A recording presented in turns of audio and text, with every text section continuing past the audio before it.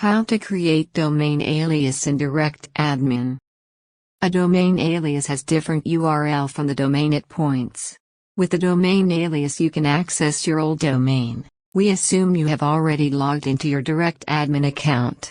In the Account Manager section, click Domain Pointers. Click Create Domain Pointer. Enter the domain URL in the text input box for source domain.